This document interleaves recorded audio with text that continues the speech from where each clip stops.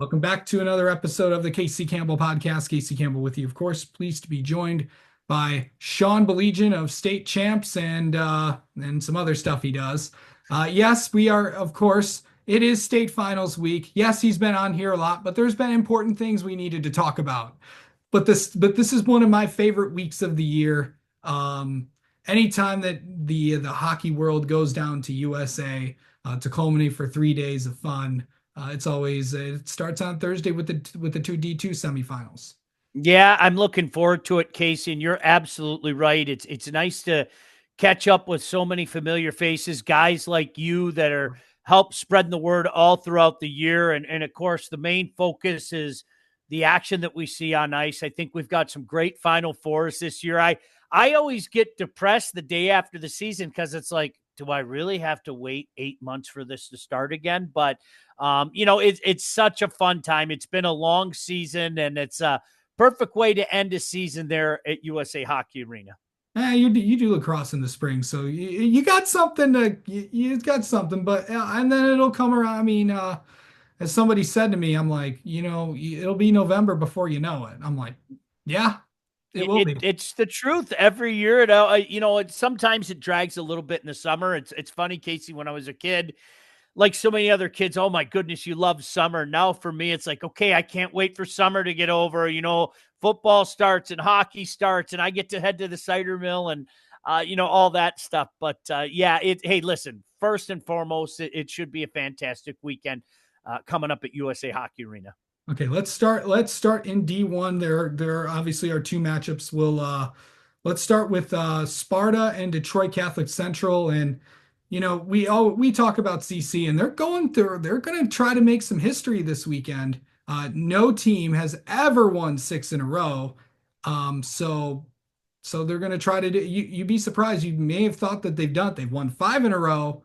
Now they're going for that elusive 6. And and they got a good shot to do it. They do. It's never easy. I think we all saw what happened out in Heartland and how close that one was. And certainly I gave them a big scare. And I mean, from Sparta's perspective, everybody's saying, they don't have a chance in this game. I'm sure they're loving that. I'm sure they're loving hearing people say that. Caden Gleason has been a guy for them the last couple of years that has really done some nice things. But in the end, Casey, we say it all the time, year in, year out. I think depth really wears you out at this level. And this year, I think they've got the good lines. And Casey, that defense core in my mind is just outstanding. And sometimes you throw that word around too easily, but I think it's a deep defense core. And boy, the way Bloink's playing right now, I don't know if anybody's playing better than him in the state right now, honestly. A couple guys that we'll talk about might be able to make a claim to that. But, yeah, I think in the end, too much Catholic Central in that first game. Absolutely. All right, let's go down to the other game in Division One. It's kind of a rematch in the KLAA. We got Howell making their first trip since 2010. Well, they made it to the finals in 2020, but we all know what happened after that.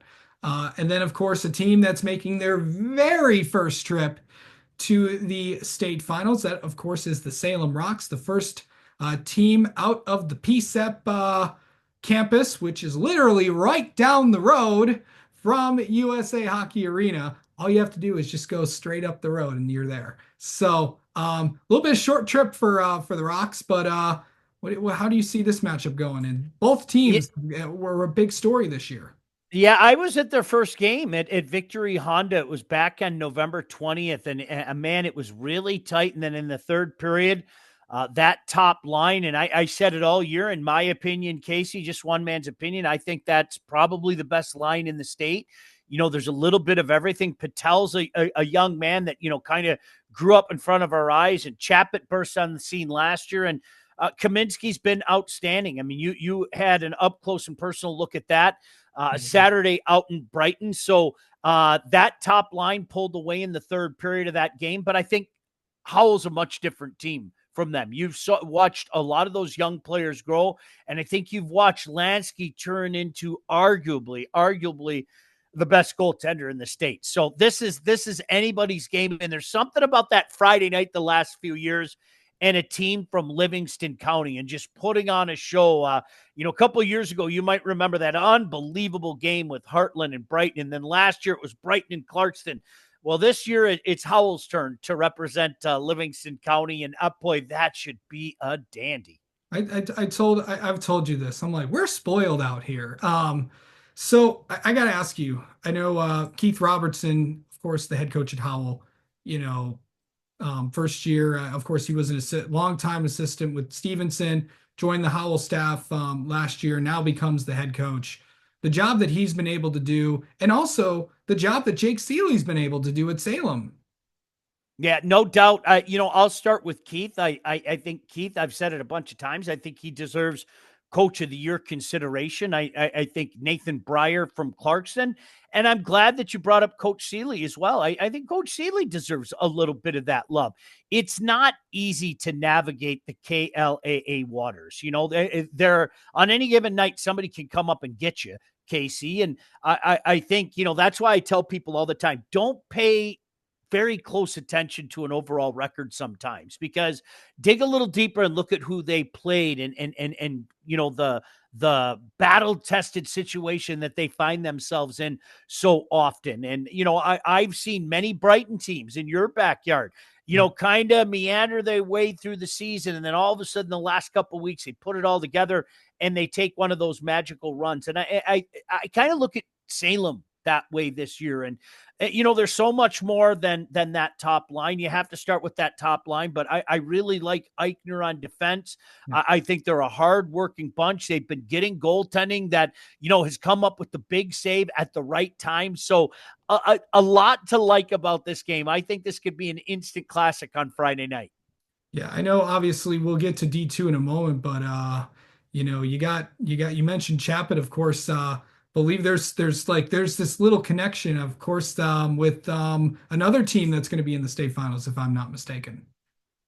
Which do you mean? I'm sorry. Ooh. Oh, Dom and Kenny. Oh, yeah. Okay. Yeah. Sorry about that. Yeah. You're talking about, obviously it's a relative of his. It's his nephew, if I'm not mistaken. So yeah, it'll be interesting to see, if Kenny sticks around. Kenny's going to be preparing himself for a game, but I'm sure he's going to be a big uncle and be excited to do that. Absolutely. Let's get to D. Well, we talked about D2. We'll get to let's go to those games as well. We got Flint Powers Catholic and Granville. Of course, Powers, of course, won the state title. Oh, geez, I remember where I was when that goal went in. I was literally right in front of that. And then, of course, Granville, of course, is back. It's been a while since they have been back to USA. They were one of those the usual suspects, as you like to call it, that have gone to USA. But what's that matchup going to be like? That's a hard-working team. I've got a chance to see Granville a couple times. They're a Joel Brazil team, and I think you'll echo these sentiments. Joel, just one of the classiest guys you'll ever meet. Always has a smile on his face. He loves what he's doing. Granville's not just happy to be there. They're going to give anybody a hard time, as they have all year. Casey, I have felt like Flint Powers was the team to beat for a long time now in Division II, and I'm not going to back away from it. They've got a pretty darn good top line themselves, have a heck of a goaltender as well in Clark. Travis Perry's been there before, as you mentioned 2 years ago. Who can forget that very memorable play late in the game, 5 seconds left. And this is going to be a good game, though. I think Flint Powers got their scare. Marquette gave them everything they could handle. And again, Marquette, one of those teams like we talked about, Casey, they play such a tough schedule, gets them battle tested for moments like that. And I think that's what Joel's looking at. Listen, do I think Flint Powers are going to win? Yes. But I'm going to tell people Granville's going to show up to play. Make no mistake about that. Absolutely. Okay, let's go to the second game. Two teams that have been there and done that. It has been a while since Livonia Stevenson has been to the USA Hockey Arena. Last time I believe was 2016. Of course, they won the state title in 2013. And also and Brother Rice is back. A usual suspect. Of course, they won the state title just 2 years ago. Um, what's that matchup going to be like? I know you know both teams really well, but I know you know one particular school very well. Yeah, dandy. It's going to be a dandy Thursday night. I mean, Coach Chappett's done such a great job there, multiple state championships. And that's another guy, a lot of times don't pay attention to what Brother Rice's record is. Pay attention to how dangerous they are. And this team certainly doesn't disappoint. Roman Valera is the name that's going to come to top of mind as well. It should. I think he's one of the best players in the state. But one thing that jumps out to me when you watch that team is that defense core. I really like their defense core. They've got such an active defense core. They have two different goaltenders they could throw at you and really wreak havoc. So, I heard a lot of people say that Brother Rice legitimately could have been the 2 seed as opposed to the 3 seed in this one. I'm not going to complain too much about that because I think right now they are definitely trending up. And you have to give Dave Mitchell and the Spartans credit. Not that long ago, you were going, uh-oh, is this season starting to come unraveled? And then they got it back. They were able to finish the season with some nice wins and keep her going in the playoff. And they've got a pretty darn good line as well. That top line of theirs is pretty darn good with Buchanan and Lang. And, of course, Owen Hall, one of the best players in the state, no doubt about that. Good defense core as well. Hey, listen, Casey, this is another one. 6 a dozen, half of the other. I'm going to go with Rice in this one. I think Brother Rice might have a little bit too much for the Spartans to handle, but I wouldn't be surprised at all if Livonia Stevenson ended up winning this game. Yeah, I mean, I saw Brother Rice a few weeks ago, and one of the biggest things I saw is they fight back, Yeah. and you never know what could happen on the biggest stage. I mean, we all were just there. I mean, because we all memorized what Peter Rosa did to Byron Center 2 years ago. So anything can and usually will happen in these games. So now let's go to a division where I don't know. I don't know if you know what that's going to look like. Let's go to Division 3, and there are some massive games in that one. Let me find, oh, there we go. We'll start with Orchard Lake St. Mary's against Alpena. Orchard Lake St. Mary's, another team that has not been to USA Hockey Arena in a while. Everybody remembers what happened in that 8 overtime game in '08. But what's it going to be like going up against Alpena, a team that also has been here a long time? Yeah, I'll tell you what, Coach Kleino's got his team going right now. Make no mistake about that. You're right, Casey. They've made a run here or a run there, but it's been difficult for Orchard Lake St. Mary's. This is a complete team right now. I mean, you got a little bit of everything there. You've got a few guys up front that can do some damage. You have a good blue line, and again, another one of those teams where you could throw either one of those goalies in, and they could give you a hassle. I like the way Alpena plays. We did a couple games with them this year. Had a couple broadcasts on state champs, and I've seen them a couple other times. I think they play really hard. A couple of guys up front that can really make life miserable for you. I think in the end, a little bit too much for the team from the MIHL, but I agree with you. I think of all the divisions this year, Division 3 is the one that intrigues me most for a myriad of reasons. I think there's a favorite there, but I don't feel real strong about the favorite, if that makes sense. So in this one, I think a little bit too much Eaglets, though, for the Wildcats. Yeah. And then the next game, we got Cranbrook, and then the team that everyone is talking about, that of course would be Jeffers. I mean, I don't think anybody, I think everybody expected Cranbrook to be in the finals last year, but I don't think anybody expected them to win the D3 state championship last year, and they did. So what's that game going to look like? We all have to start change our way of thinking. Coach LaFontaine does a great job getting his team ready for these moments. And you take a look at the last few years, obviously, multiple championships, including that one last year. Tell me if this sounds familiar. They have a couple different goalies. that Yeah. that they could throw in there and feel pretty good about. Timko's a heck of a player. I'm a big fan of Gianluca DeSalvo. I think he does a lot of good things. They're a well-coached team. As one coach told me, about Cranbrook is they're going to give you an honest effort and they're going to play you hard. And I think that style proves itself conducive to making these long runs. So, Casey, I'm with you. For some reason, Cranbrook always seems to fly under the radar. People are talking about this team or talking about that team. And maybe we should all be paying attention that maybe, just maybe, Coach LaFontaine kind of has the right recipe to go this far. And Jeffers has been the story of the year. Make no mistake about it in the MHSAA. And their story isn't ready to end yet. You ask everybody up there, they're not just happy to be there. They want to go there and show everybody how good they are. I think I mentioned this to you. I had somebody call me about 2 weeks before the season started and say, you better keep an eye on Jeffers. This is a legitimate team. I'm telling you, I know some of the kids that played for this team, et cetera, et cetera.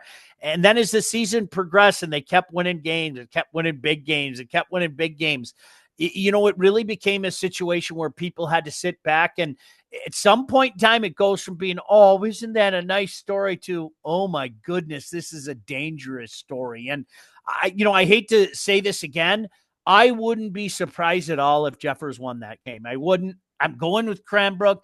I think there's that championship pedigree there. A lot of guys left over from that team that won a championship just a year ago, but I wouldn't be surprised at all if Jeffers didn't win that game. Absolutely. Yeah, it's going to be a very good 3 days of hockey. I will let you save your picks for hockey time later this week.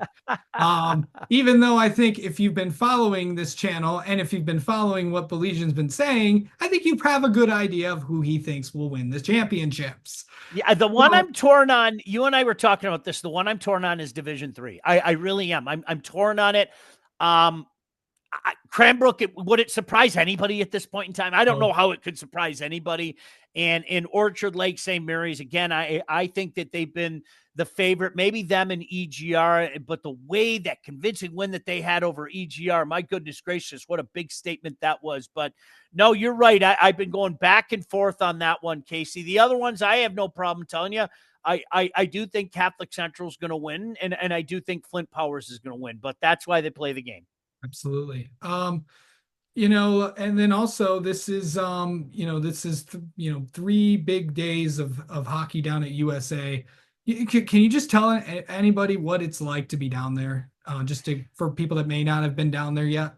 One of the coolest things that I like is Casey, when you see a bunch of kids from the AAA teams come in and you see them wearing their coats, right? And maybe they're interested in taking a peek at what high school hockey looks like. And I like watching them. And I'll tell you why I like watching them. And I mean, no disrespect against AAA. I'm never going to take a shot against AAA. I'm not one of those guys. Hockey is hockey. I just happen to like this brand of hockey. I always see a lot of this, because the size of the crowd, the noise in the crowd, some of those Friday night games that I know you've been privy to, with Brighton winning dramatically 2 years in a row, that's the kind of stuff they're not seeing at that level. They're not seeing those crowds. They're not seeing the coverage. So that's one of the cool things that I like to see.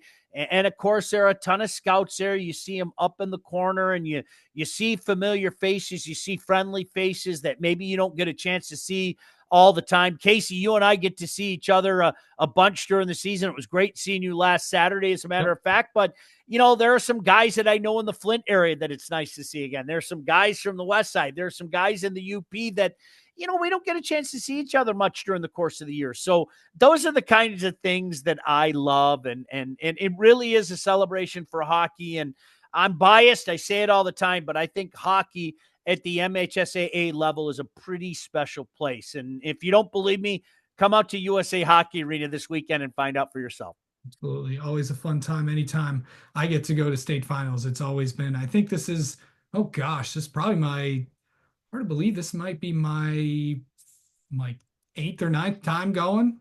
Good for you. Yeah, that's awesome. Yeah, it's a blast.